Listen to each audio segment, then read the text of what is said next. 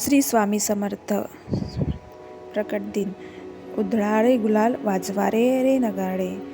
विरक्त्याचे स्वामी आज धर्तीवर आले। सोन्याचा पुत्र तूच दत्त, सुमतीचा तूच श्रीपाद,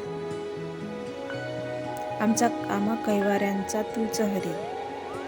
अशक्य ही सारे करीतो शक्य, एका क्षणात भिवू नकोस मी तुझ्या पाठीशी आहे, असं सांगणारे श्री स्वामी समर्थ।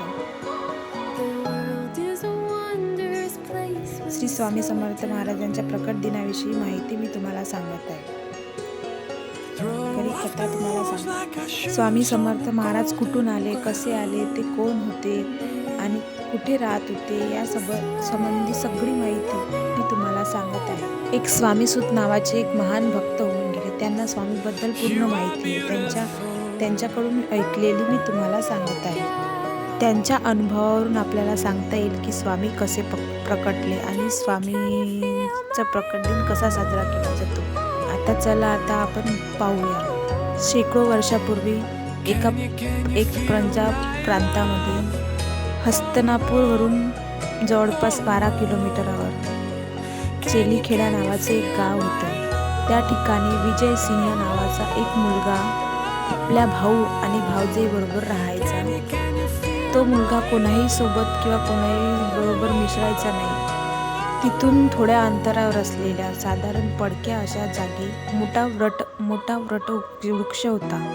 त्यात छोटीशी एक देवळी होती आणि त्यामध्ये एक छोटीशी गणपतीची मूर्ती होती। तर तो विजय सिंह खिशामध्ये खूप साऱ्या गोट्या घेऊन तिथे जायचा आणि त्या गणपती बरोबर खेळायचा। पण तो मुलगा हा गणपतीला आपला मित्र मानून त्याचाही डाव तो स्वतःच खेळत असे। असेच दिवस जात होते आणि परमात्म्याला आपला आविष्कार दाखवायचा गरज वाटू लागली। त्याने विजय सिंहाला कारण बनून आपला आविष्कार दाखविला। तर तो दिवस होता चैत्र शुद्ध द्वितीया। तर तो विजय सिंह याही दिवशी आपल्या रोजच्या पद्धतीने गणपती बरोबर खेळायला गेला। आज अचानक त्याच्या मनामध्ये आले की आज आपणच खेळतो। त्याने गोट्या गणपतीच्या समोर टाकल्या आणि म्हटलं, बाप्पा, मी रोजच तुझ्यासोबत खेळतो, तुझ्या समोर खेळतो, आज नाही, आज तू खेळायला ये। बस इतके शब्द त्याच्या तोंडातून निघले आणि धरणी कंपित होऊ लागली। सगळीकडे ढग जमा झाले, काळे कुट्ट अंधार पडला आणि सगळीकडे सुसाट वारा सुटला। कोणालाच कळत नव्हते की काय घडत आहे, काय प्रकार चालू आहे।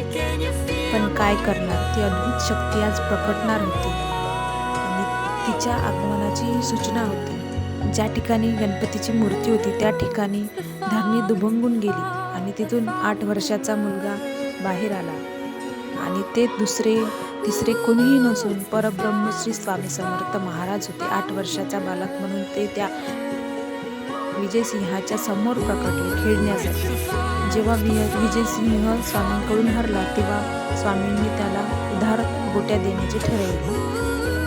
ते वचन दिले आणि उधार देण्याचे ठरवले आणि तिथून ते मुक्त झाला। थोडक्यात स्वामींचा हा उद्धार पंजाबमधील हस्तनापूर या 12 किलोमीटर असलेल्या छोट्याशा गावामध्ये 24 किलोमीटर अंतरावर चेलीखेडा या गावामध्ये वटवृक्षाच्या जवळ गणेश मूर्तीच्या शेजारी झाला।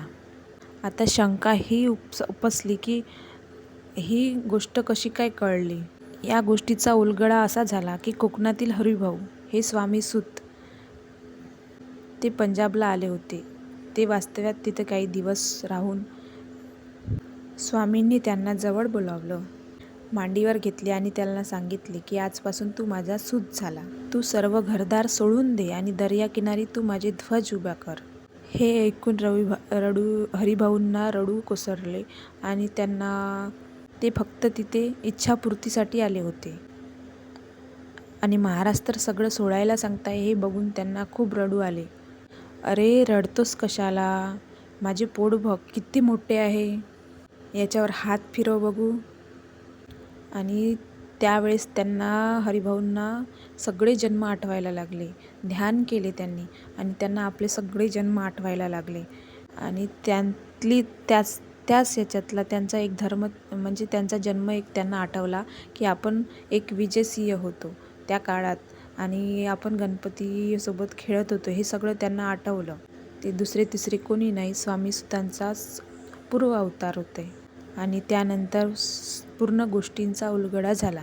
आणि त्यानंतर स्वामी सूत महाराजांचा प्रकट दिनाचा उत्सव,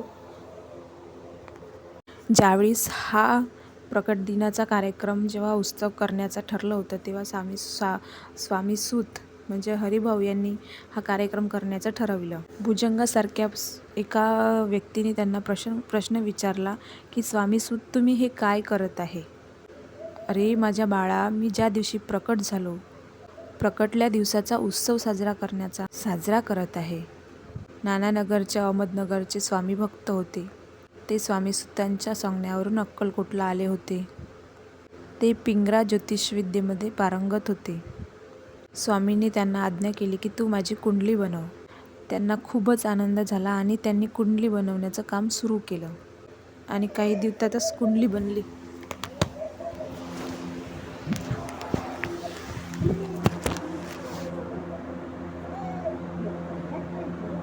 तर ते कुंडली घेऊन तिथे अहमदनगरला आले आणि तिथे भजनाचा कार्यक्रम चालू होता.